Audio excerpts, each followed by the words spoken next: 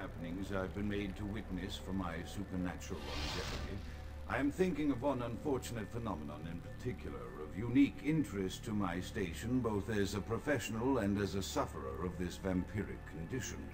It seems the stream of time has begun to erode the moorings of my chosen course of study, for the methodologies that gave birth to psychology are slowly disappearing. I find myself in an era that overlooks the physical component of psychological pathology time and again in favor of the sophistic practices of Freud. Phrenology, dactopintilism, and the rest of the old guard has fallen by the wayside, its champions all silenced in death, with my unique exception. Would that I could make my voice heard again, although it may be suspicious should I return to popular medical discourse 50 years after my apparent death. No, better that I continue my studies into the psychoses in secret. One day, may I hold up my own cure as validation of the methods. I am confident no cure for my condition, or that of my beloved wife, lies within our figurative minds, waiting to be unlocked by the correct combination of memories recovered from our childhoods. And I'm most certain it has nothing to do with the relationship between myself, my parents, and my genitals. Sorry, Sigmund, but I choose to stay my course. In time, too, may your star fade and disappear. Huh. Grout has a really cool voice. So, let's continue. Oh, it's locked. Is there an unlock key button? Or how about this pathway that is behind me? Go ahead and sneak down into here. That door's locked, and I'm assuming this one is open. What the hell?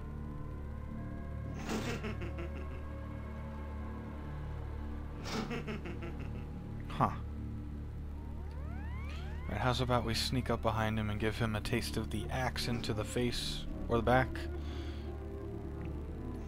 Or just the idea of a swift death. Okay. So the point of this is to make all the candles lit.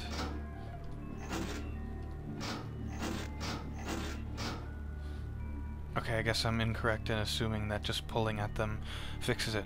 Perception at once shapes the mind and rules over time. Time, however, erodes human perception, and then in turn warps the mind. The mind is capricious, having various effects on perception, time, and the mind itself. With harmony, progress is made. Oh. Okay, so tugging on these things until the right, or the left and right are lit, and then pulling the right one will open that for you. Here's another talkie box. Another unfortunate casualty to tide of time, insane asylums.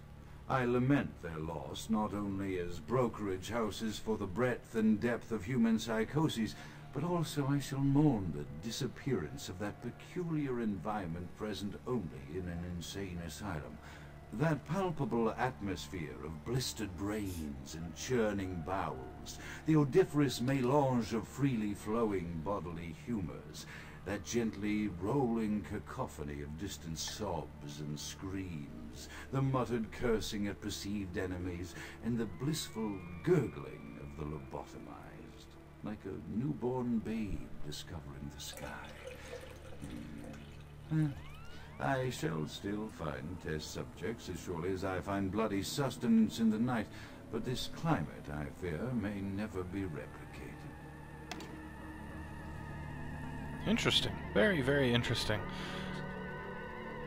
I really like listening to Grout speak because he has some very... They feel outlandish at times, but they're very interesting ideas. And by far, Grout's Mansion is one of the best places for backstory in this game. So this door is now open. Let's go ahead and murder these individuals. Hey there. And this is why I bought the axe, because it's freaking awesome. I mean, a 3-hit kill with my melee stats and they're dead. Or 3-hit combo, sorry. 2, and 3. So far so good. We need to find the next way in, and I believe you pull this one first and head upstairs. We'll come back to this room a little later. Just keep in mind there's somebody right here. Just kind of take them out quietly. Oh, and this guy saw us too. So far so good. I don't see any other... Oh, here's a talkie box. There we go. Often I reflect with great regret on the missed opportunity that was my infector. Had I been conscious after the attack, I could have stopped the orderlies from locking her in the roaming pen. What I would give for just one interview. A few simple questions of the plague-ridden woman who met her end that dawn. Of course, there is no guarantee she would have been any more helpful than my current crop of test subjects, mewling wretches. Few could be called enthusiastic. Given the nature of the tests, I cannot expect the same fervor from all, but a modicum of cooperation would be appreciated. Animals. The one called John went so far as to gnaw off his arm and escape into the floorboards like some feral rodent. I still hear him scurrying about at night. He must be making an atrocious mess.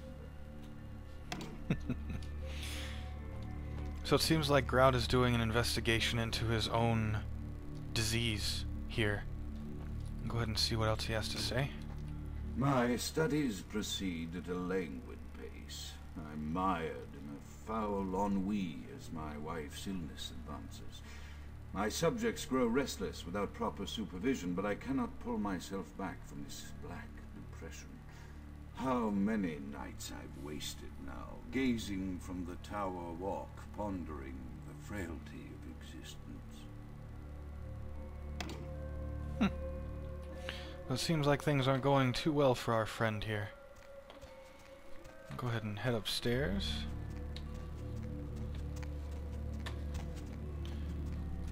That's a big staircase. Oh, we're outside now. Huh. Okay. Cut across and head down. Woo! Swirly, swirly. I hope nobody's getting sick. That would be unfortunate. Hi.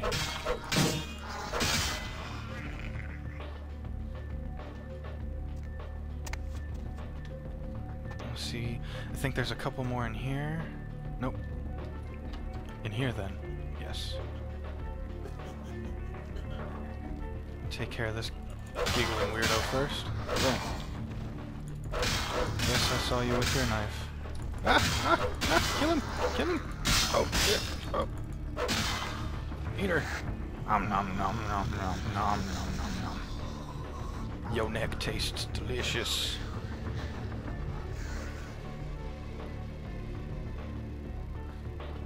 I win! Okay. I forget which door I have to go through. That one looks locked. I came in through there, I think. Did I? Yeah, I came in through there. So, is this one okay? Alright, this brings us back out to the red room, and we don't want to be here quite yet.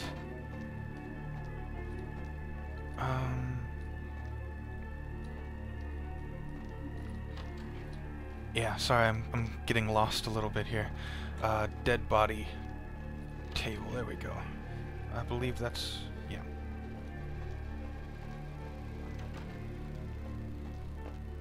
Hello, ladies.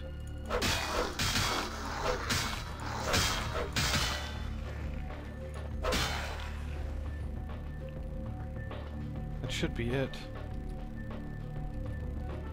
Well, that's not a mirror at all, is it? That's a see-through mirror. Also known as a window, you idiot. After decades of solitary study into this affliction, I have learned that it is by no means mine alone.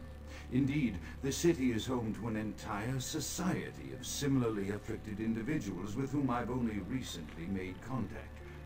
They are an understandably standoffish sort by and large, but I have been able to confirm with them that the condition is indeed vampirism, which apparently comes in a multitude of strains, each with a spectacular set of symptoms such as invisibility and even a sort of lycanthropy.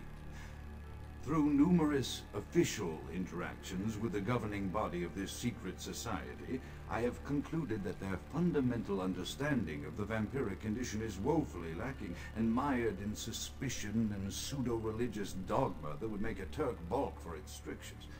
Indeed, they seemed impressed with my studies and the eloquence with which I was able to present them.